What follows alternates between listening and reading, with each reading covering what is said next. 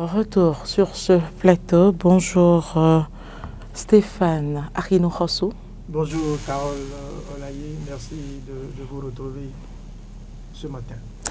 C'est un plaisir également de vous retrouver sur ce plateau ce matin. En attendant l'arrivée de Hugues Hector Zogo sur ce plateau, nous allons démarrer avec le tout premier sujet. Vous le devinez si bien, chers amis téléspectateurs, amis auditeurs de la 102.3 et amis internautes. Il s'agit bel et bien des élections couplées communales législatives qui se sont déroulées hier dans la quiétude, hier sur toute l'étendue du territoire national. Alors, la Nation titrait ce matin « Législative et communale 2026, première expérience du double scrutin réussi ». Alors, Stéphane, pensez-vous que ces élections, pour une toute première fois dans l'histoire du Bénin, a été une réussite? Merci pour la question. Je pense qu'il faut déjà commencer par féliciter le peuple béninois qui est quand même sorti pour répondre à ce devoir citoyen, à ce devoir républicain. Remercier ce peuple pour, je veux dire, sa sagesse, parce qu'on n'a pas noté, en tout cas, de violence. Tout s'est bien passé. Les populations sont sorties, tant bien que mal, pour aller vaquer à leur devoir civique, sans grand heurt. Donc il faut pouvoir féliciter ce peuple et puis ensuite féliciter toutes les institutions impliquées dans l'organisation sereine de ces élections-là, notamment la Sénat, qui a quand même fait montre d'un certain professionnalisme dans l'organisation sereine et responsable, n'est-ce pas, donc, de ces élections, qui a pu tenir, n'est-ce pas, donc, dans le chronogramme, dans le planning qu'elle-même a pu rendre public. C'est vrai que, comme nos confrères de la Nation l'ont fait observer, c'est évidemment un scrutin assez particulier, parce que c'est une élection couplée, c'est une première expérience. Et cette expérience-là, je pense qu'elle est une expérience réussie, même si par endroits on a pu observer quelques dysfonctionnements. Tout a fini finalement par je veux dire, rentrer dans l'ordre.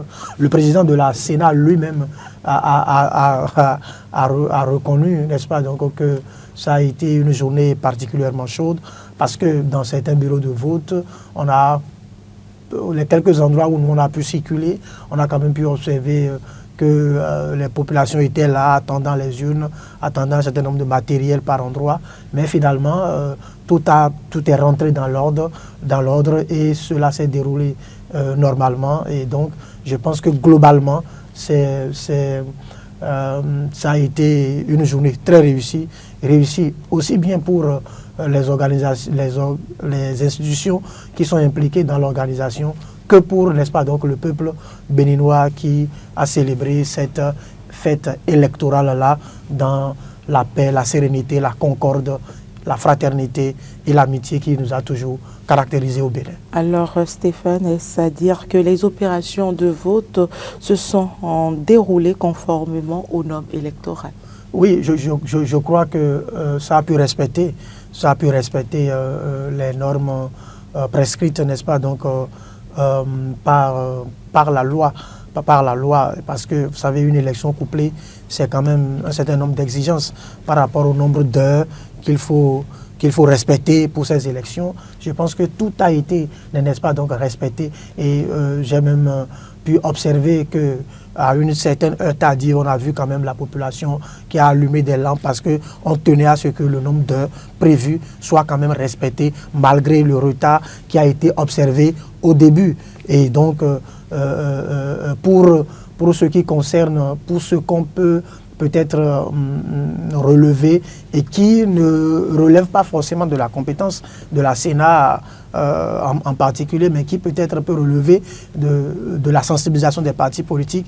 C'est par endroit qu'au niveau de certains bureaux de vote, on observe un niveau élevé de bulletins nuls. Ça pose quand même un certain problème de sensibilisation des populations, des électeurs, pour éviter au maximum ces bulletins nuls-là, parce que c'est un manque à gagner pour les partis concurrents qui sont en lice pour ces élections-là. Sinon, globalement, je pense que les règles sont respectées aussi bien par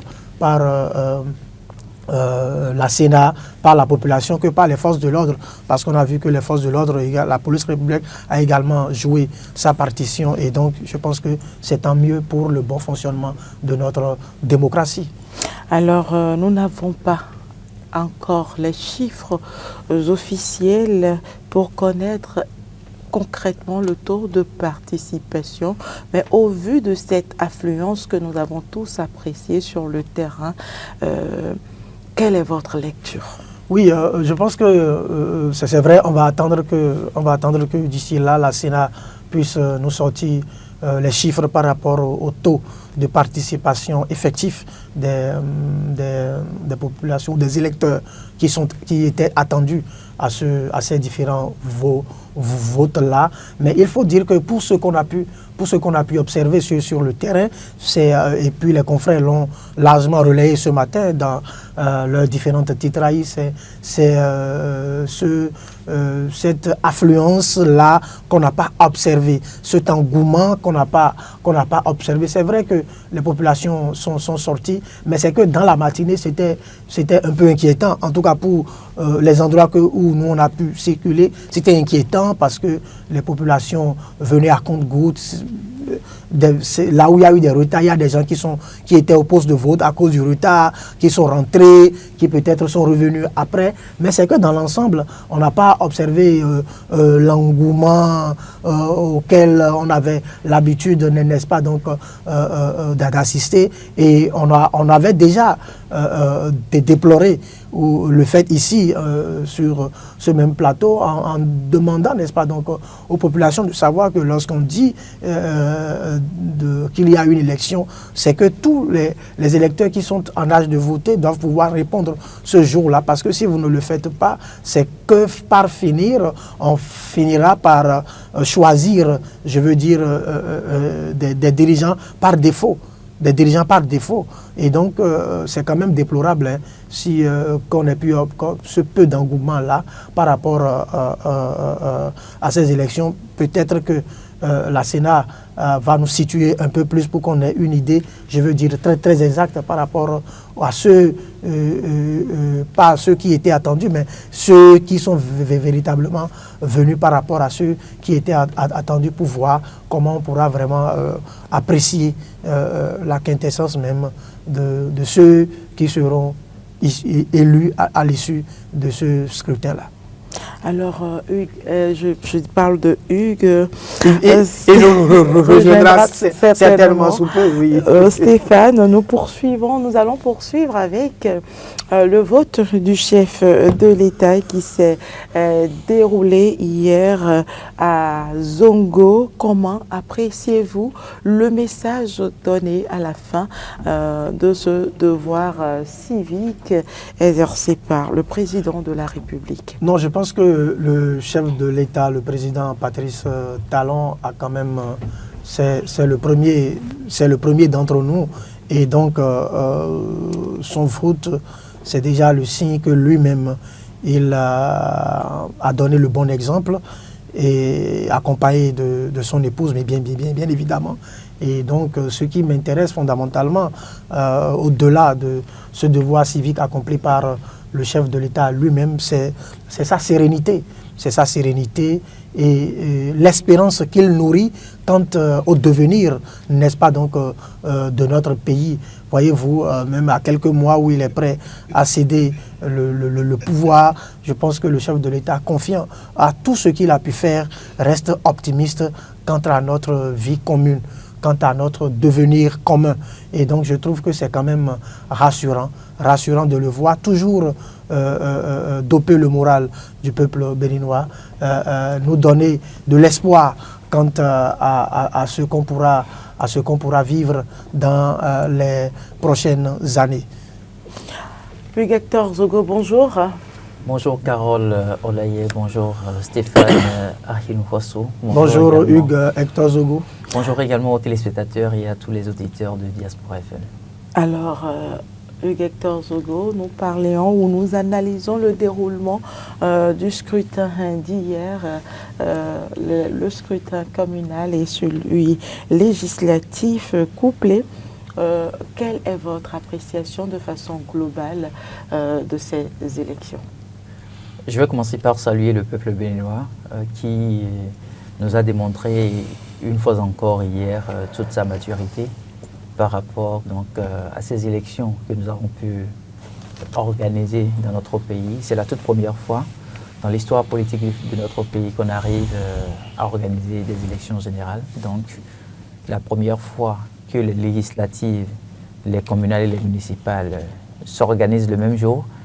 Et naturellement, il y avait beaucoup d'inquiétudes au niveau des organisations de la société civile. Est-ce que la Sénat parviendrait effectivement à organiser ces élections-là avec un peu plus de professionnalisme?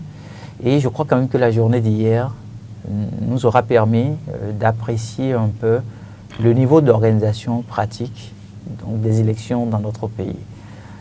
Je me permettrai de dire que j'en fais deux analyses. La toute première, c'est qu'au niveau des départements en dehors du littoral et de l'Atlantique, quasiment tout s'est bien passé. On s'est rendu compte que les bureaux de vote ont ouvert à temps. On s'est rendu compte que les populations aussi sont sorties pour accomplir leurs devoirs civiques. Par contre, le deuxième constat que je fais, et malheureusement, c'est qu'au niveau du département de l'Atlantique, tout comme au niveau du département du littoral, il y a eu à la limite un peu de cafouillage. On ne pourrait pas imaginer un instant que des bureaux de vote qui se retrouvent à Kandy, localité dans laquelle, par exemple, le ministre de l'Intérieur et de la Sécurité publique ait pu voter, qu'au niveau de cette région-là, déjà à 7 heures, que les bureaux de vote aient ouvert et que malheureusement, le département qui abrite le siège de l'institution en charge de l'organisation des élections, c'est-à-dire la Sénat, que l'on se retrouve pratiquement autour de 10 heures, 11 heures, midi, 13 heures, voire 14 heures, avant d'ouvrir certains bureaux de vote. Ça fait qu'à un moment donné, nos compatriotes qui étaient vraiment dans la démarche de « je vote et je vais vaquer à mes occupations » se sont retrouvés un peu en difficulté. Reste à savoir si le sens de patriotisme les a animés pour autant et qu'ils soient parvenus, par exemple, à accomplir leurs devoirs civiques. Sinon, dans l'ensemble, on peut se permettre de dire que le peuple béninois s'en est sorti victorieux. Il n'y a pas eu d'incident majeur sur le plan sécuritaire. On n'en a pas entendu parler. En tout cas, je n'en ai pas entendu parler. Et donc, je me dis, tout s'est passé dans la paix. Et c'est d'ailleurs le plus important parce que dès qu'on organise des élections dans un pays, la finalité, ce à quoi on s'attend, c'est est-ce que le lendemain de ces élections-là pourrait être un lendemain des échauffourées ou est-ce que ça pourrait être un lendemain de paix, de sérénité, de calme total? Et je constate avec nos compatriotes que chacun va à ses occupations déjà dès le lendemain donc de ces élections. Au niveau des quartiers généraux, des partis politiques, les chiffres sont en train d'être compilés au fur et à mesure. Et je crois que tel que la Sénat l'a prévu dans son agenda, au cours de cette journée ou plus tard demain, on pourrait avoir les grandes tendances. Alors Hugues, je reste avec vous.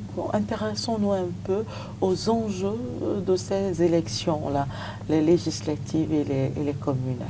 Vous savez, ces enjeux sont très importants. Je le disais tout à l'heure, c'est des élections d'ampleur vraiment capitale, puisque notre loi fondamentale a été révisée et désormais, on ne va plus se retrouver avec des mandats de 5 ans, c'est plutôt des mandats de 7 ans. Et donc, les populations béninoises devraient pouvoir voter pour des personnes en qui elles ont confiance, des personnes qui pourront effectivement les représenter, que ce soit au sein des conseils communaux, tout comme au niveau de l'hémicycle, pour d'une part penser les questions de développement à la base, donc au niveau de la décentralisation, et d'autre part voter les textes de loi et contrôler l'action du gouvernement. Et donc à partir de ce moment-là, on se dit c'est un nouveau départ. Vous aviez vu, le président Patrice Talon est pratiquement en fin de son mandat, le tout dernier constitutionnel, et donc il faut changer pratiquement l'appareil d'État. Et les populations béninoises, pour la majorité, en tout cas à mon sens, souhaitent que nous puissions effectivement penser désormais aux questions de développement que de rester à nous attarder tout le temps sur des questions politiciennes. Et donc, les élections d'hier étaient en réalité ce grand rendez-vous-là. Non seulement pour permettre au président de la République, Patrice Talon par exemple, de savoir qu'effectivement, les réformes qu'il a pu initier à la tête de notre pays, que ces réformes-là, ces compatriotes qui ont vécu sous sa mandature pendant pratiquement 10 ans, ont trouvé qu'il avait raison de pouvoir les mener. Et donc, à partir de ce moment-là, voter plus pour la majorité présidentielle, ou soit de lui faire comprendre qu'en réalité, oui, il a géré le pays, il a fait des réformes, mais qu'en réalité, le peuple ne s'y retrouve pas. Et à partir de ce moment-là, voter pour l'opposition de notre pays. Et donc, c'était des élections d'un enjeu très capital. Et je crois quand même que les populations l'ont compris. N'eût été, je vais dire, ces difficultés évoquées tout à l'heure dans le département de l'Atlantique et du littoral par rapport au retard dans l'ouverture des postes de vote, je crois véritablement qu'on peut faire confiance donc, à l'institution qui a pu organiser les élections et se dire qu'ils ont fait un travail formidable.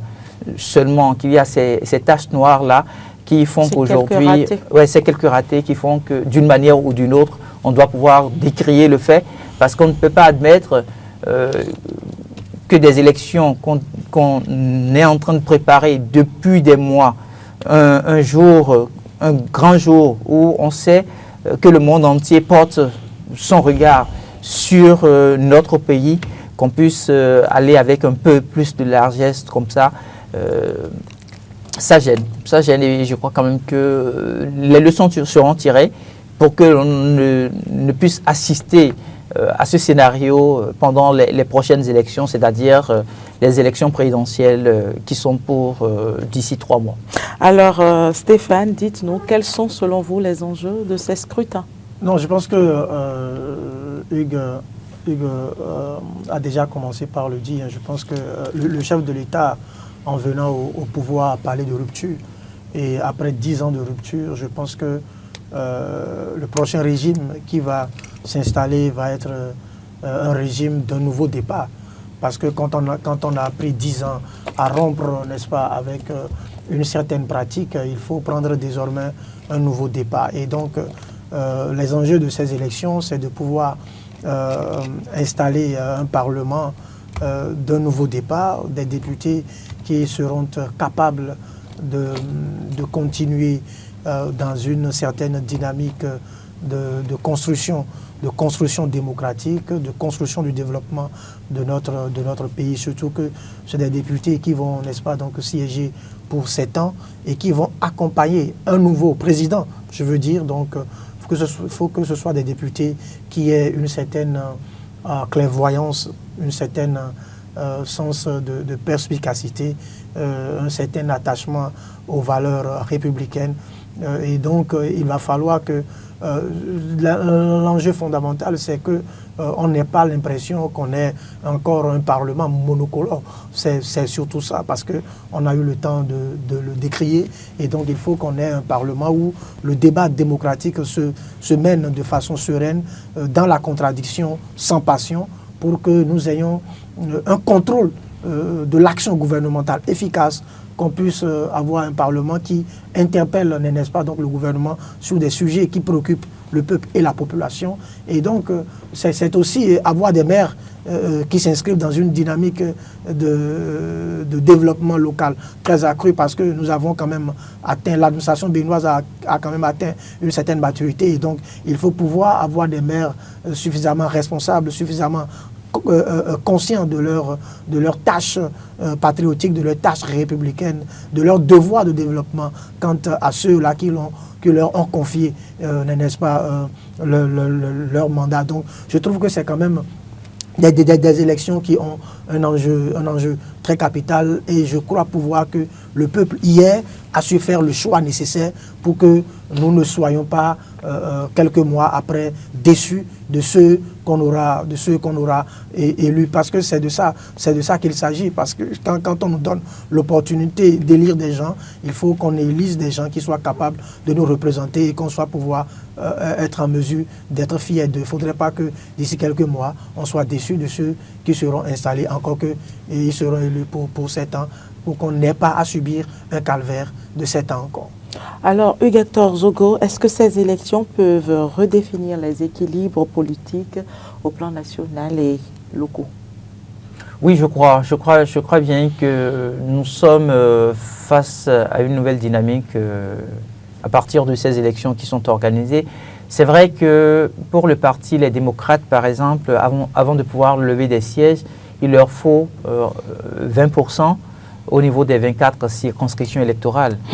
C'est un défi énorme. Je n'ai pas encore idée des chiffres par rapport donc à ces électeurs-là qui ont apporté leur choix sur le parti Les Démocrates. Donc je ne sais pas si effectivement ce parti parviendra à lever des sièges. Parce que si déjà au niveau d'une seule circonscription électorale, le parti n'arrivait pas à avoir les 20%, ça voudrait systématiquement dire que même si au niveau d'autres circonscriptions électorales, ils soient parvenus à réunir 90% ou 100%, ils ne parviendront pas à avoir de députés à l'Assemblée nationale. Les textes des lois sont assez clairs.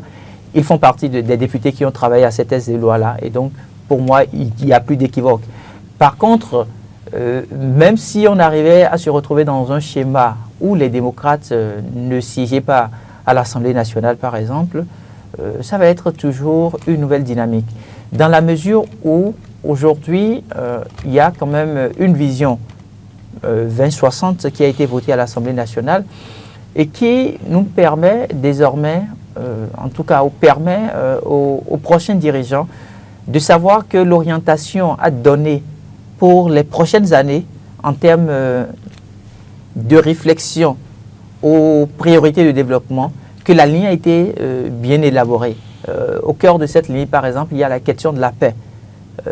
J'ai vu très peu d'assemblées nationales qui ont voté des textes de loi mettant spécifiquement l'accent sur la paix et ayant développé tout un chapitre autour.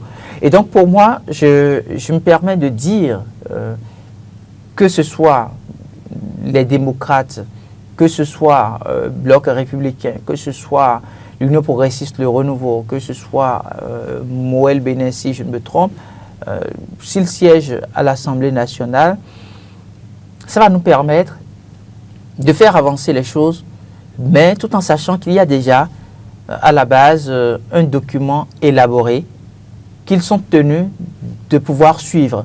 C'est comme un programme d'action du gouvernement. Dès que le programme d'action du gouvernement est étudié et apprécié par les experts, en tant que président de la République, vous n'avez plus autant de facilité à faire autre chose. Vous êtes tenu de vous inscrire dans la dynamique. Et donc, je me dis oui, un nouveau départ, mais ce départ-là ne peut pas être une rupture systémique. Il y a un minima qui existe déjà, et donc tout ce qu'ils doivent faire désormais, ça va être suivant donc ce minima-là qui est mis en place. Deuxième élément sur lequel je vais quand même revenir, c'est que les prochains élus, qu'ils aient appartenu à la législature finissante ou à la mandature finissante au niveau des conseils communaux, ils se sont rendus compte que le peuple béninois devient plus exigeant par rapport à la qualité des infrastructures à offrir, plus exigeant par rapport au débat démocratique. Ce qui fera que, même si c'était par exemple la mouvance présidentielle seule qui se retrouvait à l'Assemblée nationale, les choses ne doivent plus se passer comme on a pu le constater avec une certaine complaisance, où on se dit, oui, bon, nous on appartient à la mouvance présidentielle, donc à la limite, tout nous est permis. Donc les gens sont tenus donc de mieux se comporter à l'Assemblée nationale, de mieux se comporter au sein des conseils communaux, pour qu'effectivement, ce soit des débats, je vais dire, de développement qui se mènent. Qu'on ne se dise plus, oui, on est là juste parce qu'on veut accompagner le chef de l'État, et qu'on prenne un parapluie, qu'on prenne le chef de l'État comme parapluie, au point de ne pas faire de débat, par exemple, à l'Assemblée nationale, ou de ne pas être en mesure d'afficher sa position, parce qu'on appartient peut-être à la mouvance présidentielle, le maire est de la mouvance présidentielle, il se comporte mal, mais en session du conseil communal, on ne peut pas dire, monsieur le maire, nous ne sommes pas d'accord sur telle décision qui veut être prise, par exemple. Donc, je me dis, c'est heureux que nous soyons partis à 7 ans, parce que quand c'est 5 ans, oui, on ne voit pas trop d'enjeux, c'est-à-dire qu'on se dit, bon, les 5 ans vont passer tout de suite. Mais quand c'est 7 ans, les populations se disent, mais on ne peut pas permettre à ce que des gens qui sont restés au sein d'un conseil communal pendant 7 ans et qui n'ont pas pu défendre notre commune, des gens qui sont restés à l'Assemblée nationale pendant 7 ans et qui n'ont pas pu nous voter des textes et lois pouvant permettre à ce qu'on change la vie, le quotidien du Béninois, on ne peut pas permettre à ce que ces gens-là retournent encore à l'Assemblée nationale. Donc, les 7 prochaines années, quand on va se retrouver encore pour un autre rendez-vous, un grand rendez-vous électoral, ça va être effectivement une question de sanction. Là, maintenant, on a pu faire l'expérience et, bon an, mal an, ils vont partir à l'Assemblée nationale, ils vont siéger au sein des conseils communaux, mais s'ils pensent un instant qu'ils vont s'y retrouver juste parce que, bon voilà, ils appartiennent à la mouvance ou ils appartiennent à l'opposition, ils se trompent. Parce que le peuple, là maintenant, est en train de mûrir.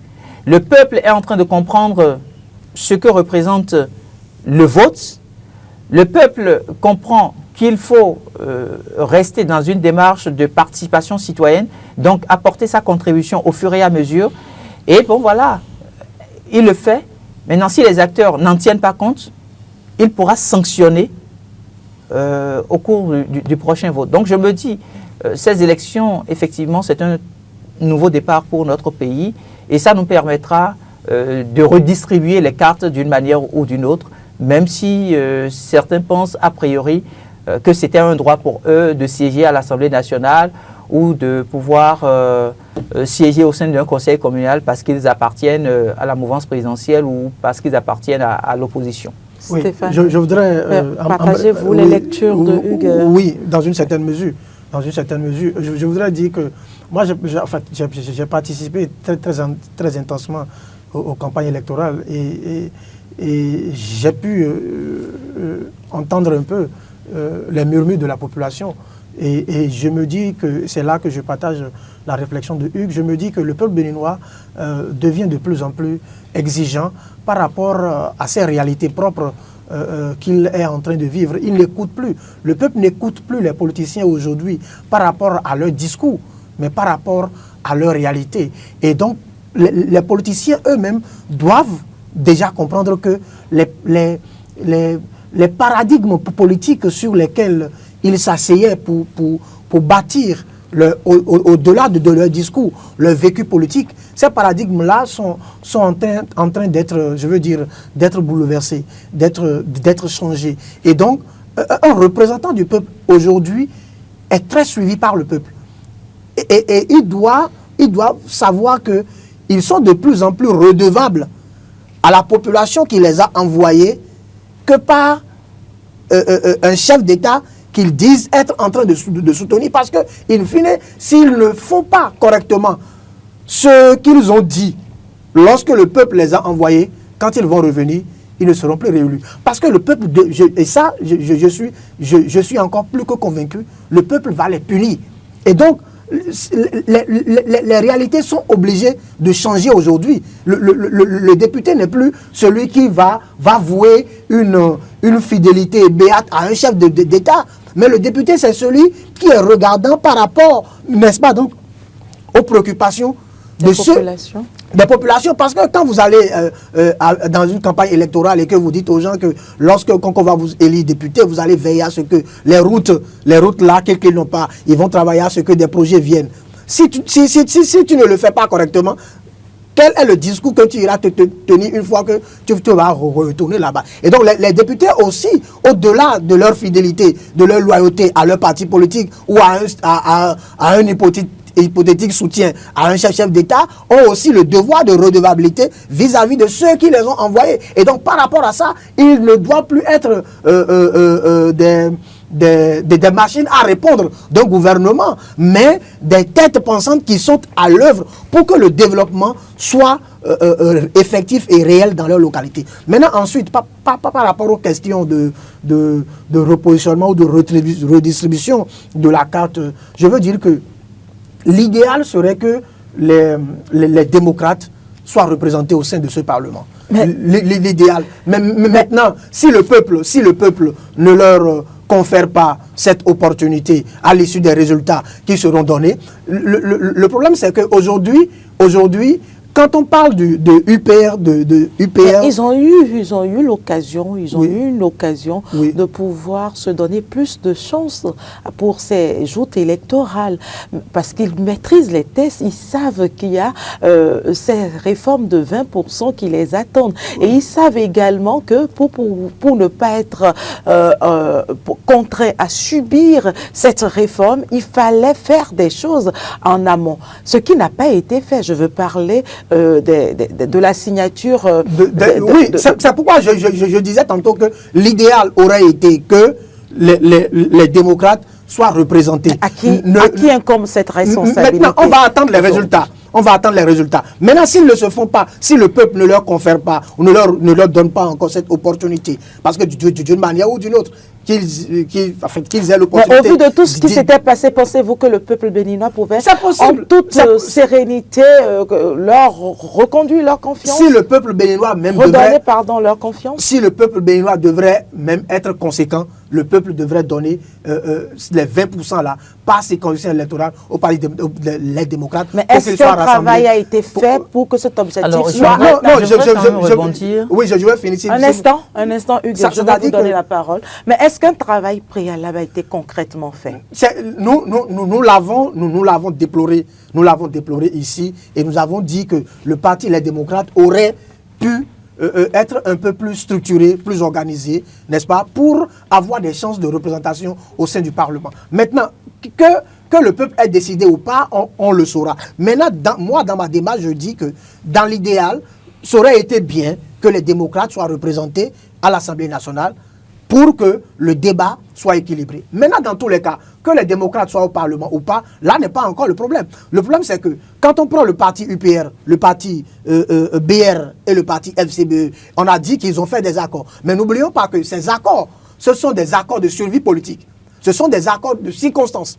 Parce que quand ils vont se retrouver au Parlement, ce n'est plus forcément la même chose. Chacun ira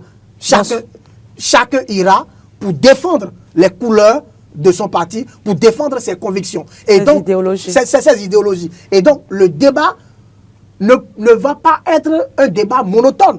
à l'Assemblée nationale. Il faut pouvoir le signifier. Et puis, nous n'oublions pas que même quand on parle d'accord de gouvernance, quand on est sur le terrain, on remarque la concurrence dure et rude entre les partis qui se disent avoir fait un accord. Et donc, l'accord, on comprend que c'est juste un accord de survie politique, un accord de circonstances pour passer les élections. Mais une fois les élections passées, chaque parti politique, n'est-ce pas donc, reste, n'est-ce pas donc, dans son couloir. Et puis, FCBE, et je dis FCBE, le parti UPR a donné la preuve de son hégémonie lors des élections passées. Et donc, le parti BR va vouloir montrer que il n'est pas là pour vendre de la salade. Quand donc, vous parlez d'élections passées, les élections passées, c'était les élections organisées hier. Non, surpassées, merci. Ah, d'accord. Merci, les élections surpassées. Merci. Donc, je veux dire que le parti BR va vouloir s'imposer. Le parti FCBE, qui a été absent au peloton, va vouloir s'imposer. Et donc, une fois que ces partis-là auront la chance de se retrouver au Parlement, ils vont vouloir faire le nécessaire pour se faire entendre, pour avoir une certaine résonance au sein du peuple. Donc, le débat ne va pas être un débat monotone, un débat de couloir ou un débat de camarades ou d'amis, parce que le peuple est désormais là pour suivre ce qu'ils vont faire. S'ils le font comme un débat d'amis, un débat de couloir, un débat de camarades, ok, le peuple attend et finira par les sanctionner un peu plus tard. Oui, je rebondis en disant ceci.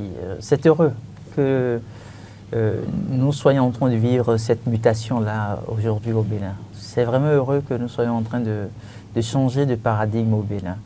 Je vais rapidement rebondir sur la question relative aux démocrates. Vous savez, on ne va pas envoyer quelqu'un au Parlement sous fond d'émotion. Non, la politique, ce n'est pas de l'émotion. Ceux qui font de la politique, c'est ceux qui reçoivent mission de servir le peuple. Ceux qui font de la politique, c'est ceux-là qui sont appelés à pouvoir porter la voix du peuple au sein donc d'une institution. Et le parti Les Démocrates fait partie donc de ces formations politiques qui ont siégé à l'Assemblée nationale pour la mandature finissante. Et donc, ils ont contribué d'une manière ou d'une autre à notre loi électorale. Et ils sont conscients du fait que pour lever des sièges, ils avaient effectivement besoin de 20% au niveau de toutes les 24 circonscriptions électorales de notre pays. À un moment donné, ils ont pu rencontrer le président de la République. Vous savez, en politique, parfois, il y a des moments stratégiques au cours desquels vous êtes tenu de revoir votre positionnement. Malheureusement, le parti Les Démocrates n'en a pas tenu compte. Vous aviez vu le chef de l'État, le président Patrice Talon, qui a rencontré à plusieurs reprises les leaders de l'opposition. Il y a eu plusieurs séances au cours desquelles ils se sont dit énormément de choses dont le peuple n'est forcément pas au courant. Mais ça leur coûtait quoi, ce parti, les démocrates, de se retrouver par exemple en accord de gouvernance avec le parti de l'opposition Force Cori pour un Bénin émergent. Même si l'autre parti dit nous sommes un parti d'opposition modéré, c'est quand même un parti de l'opposition. Encore que Paul Rumpoué s'est retrouvé à être tête de file de l'opposition et notre pays l'a payé pour ça pendant un bon moment. Et donc je me dis, les acteurs politiques, parfois, ils jouent sur la conscience, la naïveté de la conscience collective. Parce qu'ils se sont dit, bon voilà, on a un peuple quasiment analphabète, donc on peut manipuler ce peuple-là. Tout en ignorant que le peuple qu'ils ont voulu manipuler, ce peuple-là a les yeux pour voir, ce peuple-là a les oreilles pour entendre, ce peuple-là a pu apprécier ce que le chef de l'État actuel avec son gouvernement ont pu faire. Donc, je me dis sur quoi ce parti-là comptait. On a quand même les premières statistiques, même si ce n'est pas encore dans la totalité. Et on peut se permettre de dire que ce n'est pas évident que le Parti Les Démocrates puisse se retrouver à l'Assemblée nationale. On ne va pas se leurrer. Et donc, je me dis que ça leur coûtait quoi d'aller à cet accord-là? Ça ne leur coûtait absolument rien. Maintenant, ce n'est pas parce qu'ils sont un parti de l'opposition que systématiquement on doit se dire oui, il faut qu'ils siègent à l'Assemblée nationale. Non, on a des tests de Zélois et ils n'étaient pas absents quand ces tests de Zélois ont été votés à l'Assemblée nationale. Ils y ont pris part. Et ils connaissaient les conséquences de ces tests zélois-là. Maintenant, si les tests zélois ne leur profitent pas, la loi, elle est impersonnelle. La loi n'a pas été votée pour les acteurs de l'opposition et n'est pas prise, par exemple, en compte pour les acteurs de la mouvance. Non, la loi, elle est prise pour tout le monde. Elle est prise à la fois pour les acteurs de l'opposition, tout comme pour les acteurs de la mouvance. S'ils ont dû faire, s'ils ont dû afficher donc cette posture-là, c'est qu'à un moment donné, ils ont compté sur quelque chose. Sûrement qu'ils ont compté sur le fait que, bon voilà, le peuple est vraiment acquis à leur cause, qu'ils ont le peuple derrière eux, et que par conséquent, quoi qu'il advienne, ils vont débouter le président de la République avec sa majorité présidentielle. Mais s'ils font l'option, et que finalement, le peuple les abandonne, on va tous constater. Ça, c'est un élément fondamental. Maintenant, deuxième chose, vous savez, parfois quand j'entends dire oui, on a une assemblée nationale monocolore, ça me fait parfois sourire. Ça me fait parfois sourire parce que je me dis, mais est-ce que nous prenons vraiment du recul pour apprécier le comportement de nos acteurs quand ils sont au sein de l'hémicycle? On a vu la loi fondamentale de notre pays qui devrait être révisée. Et des acteurs de la mouvance présidentielle n'ont pas pu donner leur accord de principe. On a par exemple l'honorable Gomina et qui n'a pas voté à ce que l'on puisse aller à la révision de notre loi fondamentale. Et le projet avait échoué. Au moment où ça s'est passé, on n'a pas pu dire que oui, des acteurs appartenant à la mouvance présidentielle ont pu affirmer leur liberté et n'ont pas permis à ce que le projet aboutisse. Donc parfois, je me dis, on porte de jugements de valeur sur d'honnêtes citoyens qui, par leurs convictions, donnent leur point de vue. Parce qu'ils sont libres à partir du moment où nous les avons envoyés à l'Assemblée nationale. Ils sont mandatés pour répondre en notre nom. Donc, un certain nombre de sujets peuvent fâcher. Mais il nous revient en tant que citoyens aussi de leur apporter la clairvoyance nécessaire, de leur apporter les éléments d'appréciation dont ils ont besoin pour mieux nous défendre. Si nous ne le faisons pas et nous restons juste derrière nos smartphones pour écrire sur les plateformes numériques, c'est des députés vendus, puisque c'est des choses que nous disons pour la plupart du temps. C'est des députés vendus, c'est des députés acquis à la cause du président de la République. Et tout ce que vous entendez souvent dire, est-ce que c'est ça qui changerait le pays? C'est pas ça qui changerait le pays. Ce qui changerait le pays, c'est qu'en tant que citoyen, vous puissiez saisir officiellement, par exemple, votre député, qu'il soit de la première circonscription ou de la 24e, pour lui dire, ben, en tant qu'élu, voici les éléments d'appréciation que je vous apporte. Tous ont un cabinet. Tous les députés ont deux cabinets. Et au niveau de leur cabinet, il y a quand même un conseil qui étudie et tout ce qui leur est apporté. Et donc, les prochains députés qui vont siéger aussi à l'hémicycle vont installer leur cabinet. Il nous revient en tant que citoyens de pouvoir interagir.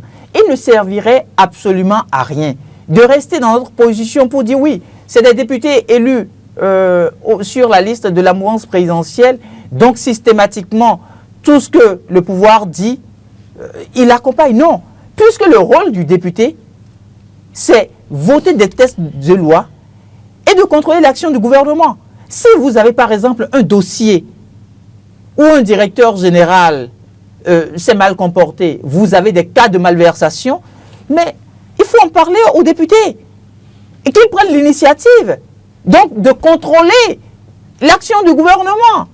Et puis, parfois, je me dis, qu'est-ce que nous voulons concrètement? Est-ce que nous voulons aider notre pays à grandir ou nous voulons nous retrouver juste dans des questions où il faut de tout temps indexer X ou Y?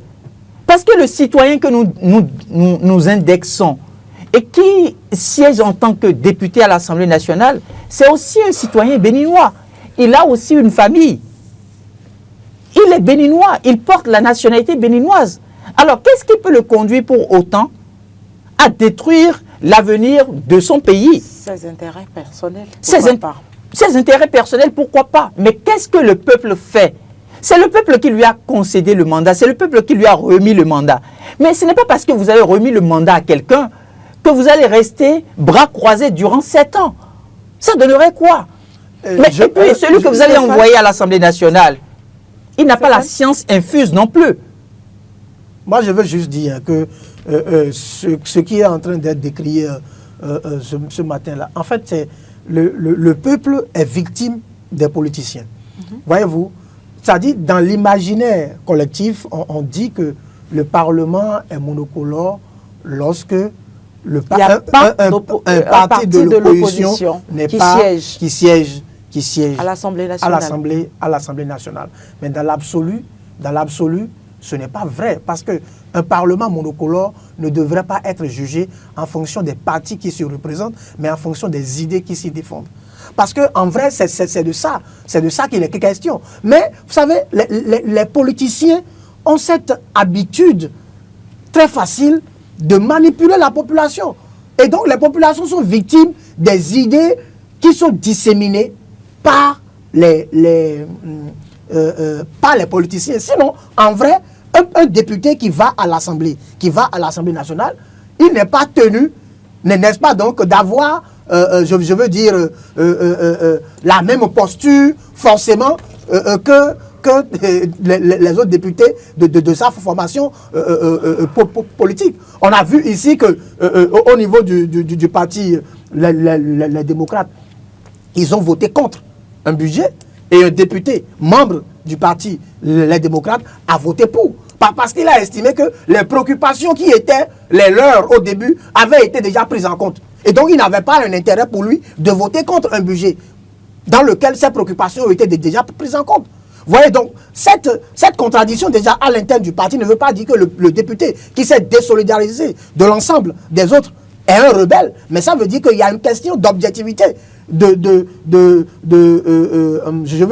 sincérité envers soi-même. Et donc, les députés qui sont à l'Assemblée nationale ne sont pas des moutons. C'est des gens qui sont dotés d'une intelligence et qui ne sont pas là pour dire oui, parce qu'il faut dire simplement oui. Mais les politiciens, parce que à cause de leur intérêt, quand ils ne sont pas là, ils disent non, c'est un parlement monocolore, parce qu'eux, ils ne sont pas là. Et le peuple en a pris l'habitude.